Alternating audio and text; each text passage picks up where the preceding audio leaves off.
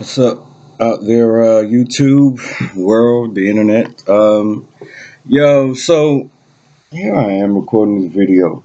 A friend of mine, he posted his a Facebook note a few hours ago about a thought from a self help, some of these self help.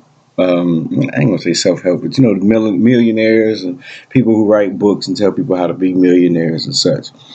Um, I'm not. He didn't tell me who said it, but a quote that a thought that the point that he said that he didn't like.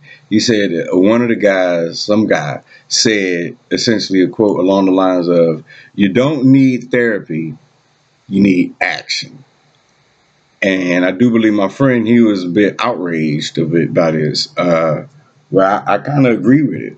Not even kind of. I mean, well, in a nutshell, I will say that I feel that action is needed more so, just as much, if not more so, than therapy. Your action can be your therapy. Um, I mean, like, shoot, here I am. I'm 30.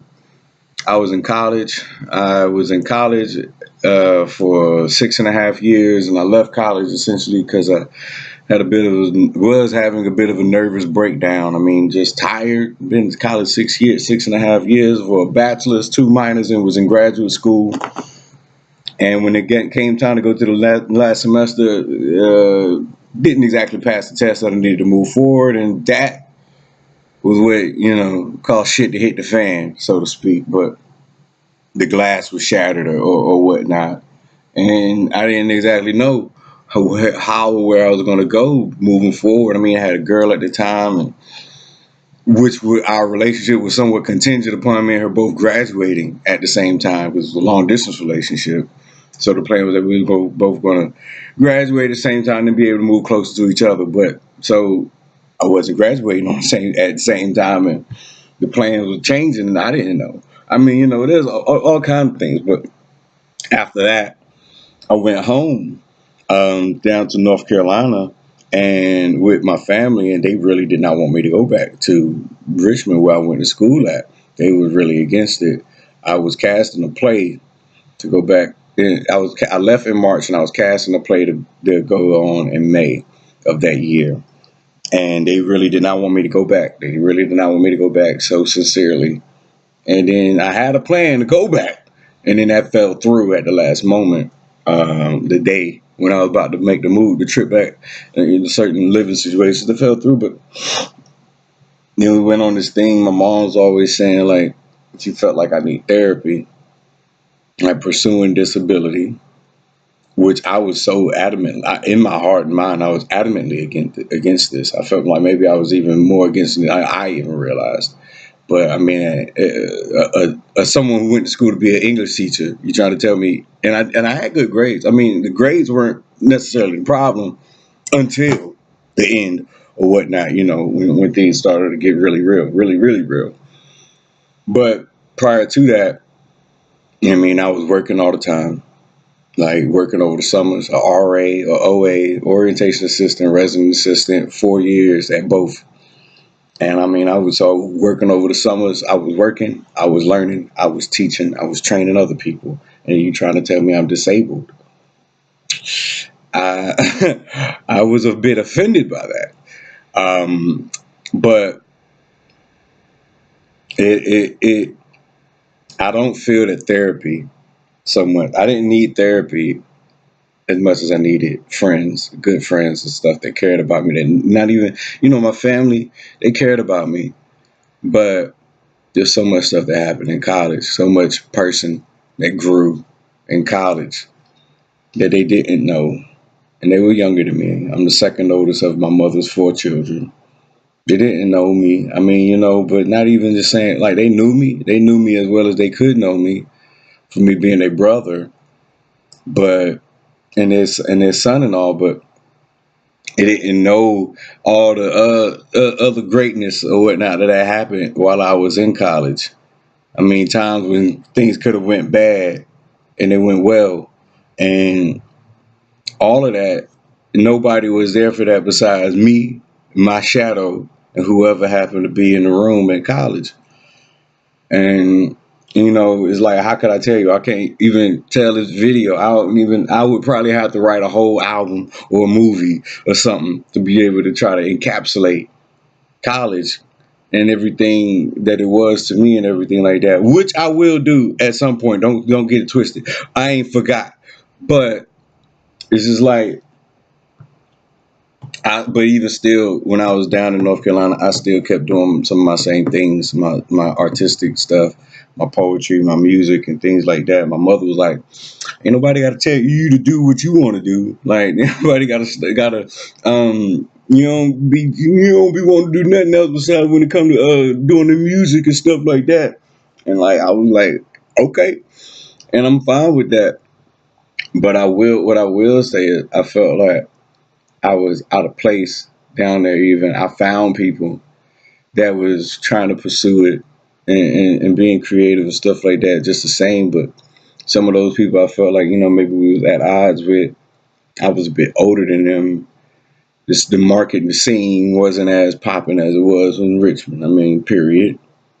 It was on its way up. It's growing and shit. In the time I done been down there, it's popping now. But when it started and everything, like, and then I didn't have a network of people I could trust, and my people that I could trust more so, that I had more trust for, it was up in Richmond, not in North Carolina. And so, I didn't have much of a network.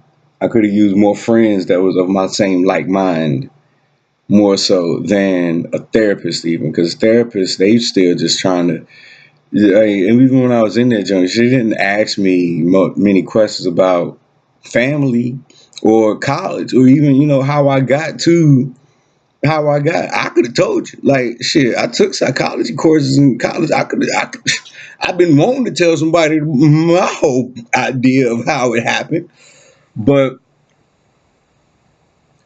they don't be caring that much. They care more about just saying, give you a diagnosis so they can give you medication, and then trying to, guinea pig you, see if it worked.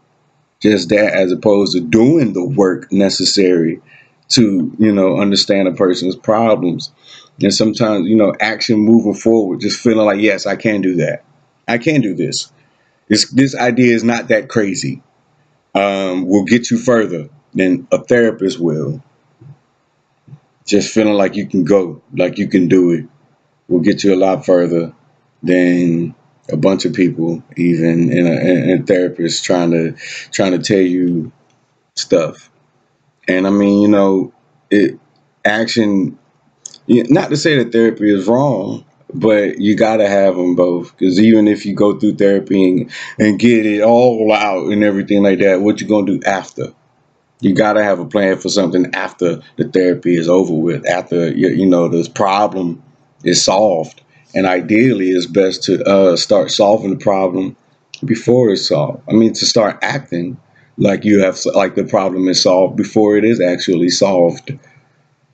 And then the next thing you know, damn, not only will you have the benefits into product production of necessary to move forward afterward, but if you just focus and start living, focusing like the problem is solved, and the next thing you know, you'd be like, damn, 2, 3 months, years have gone by, and what was the problem in the first place? You know, um, but yeah, man, it ain't about me. I just want everybody to feel like they can move forward, like you can get over. I mean, stay around people that care about you, but even more so, that know you and will help you move forward.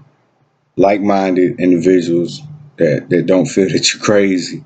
You know, I forgot I was crazy. Relationships and people, people that really knew me. I was always dating girls who was like psychologists and shit like that, anyways, or whatnot. So when we broke up, like type shit, I'd be like, I forgot I was crazy, and that everybody else thinks I'm crazy outside of my girlfriend, or. But I forgot I was crazy, and you shouldn't have to feel like you're crazy though. People shouldn't make you feel that you're crazy. But yo, peace, y'all.